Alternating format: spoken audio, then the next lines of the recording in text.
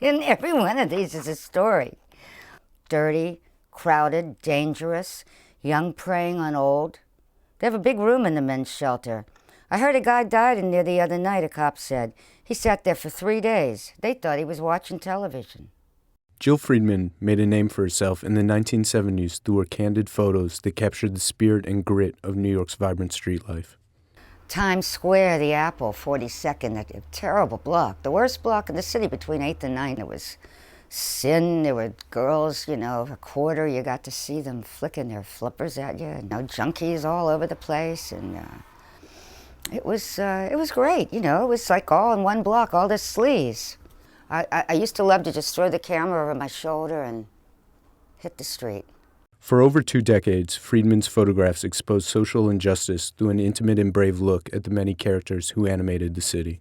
Like I said, documentary right from the beginning was the thing that excited me, being able to tell a story. It's really about New York and big cities and how society doesn't work for most people.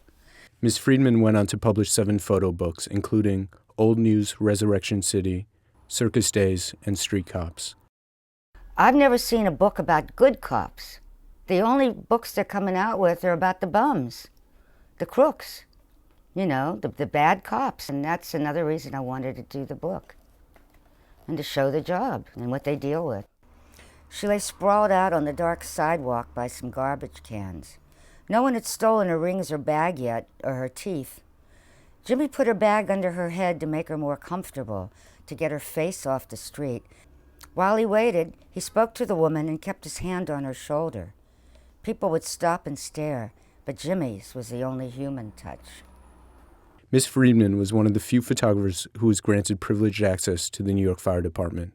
She immersed herself for months camping out in the firehouse. I lived in the firehouse at a time when women weren't allowed in, unless they were hookers, they were allowed. But despite her early promise being published and widely collected, Ms. Friedman never achieved great success in the art market.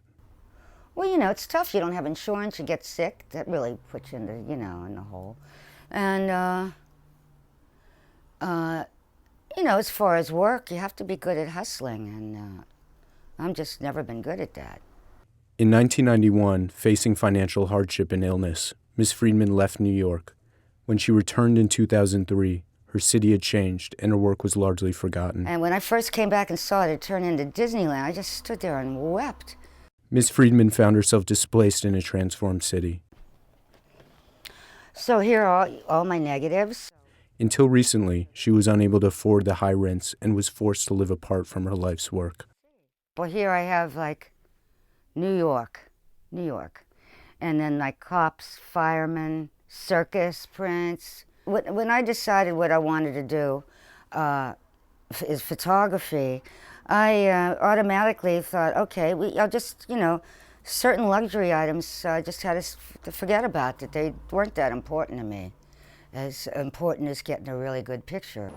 But things may be looking up for Miss Friedman. She currently has a show on view at an Upper East Side gallery. It is her first significant show in over a decade, and with it, the potential of being rediscovered.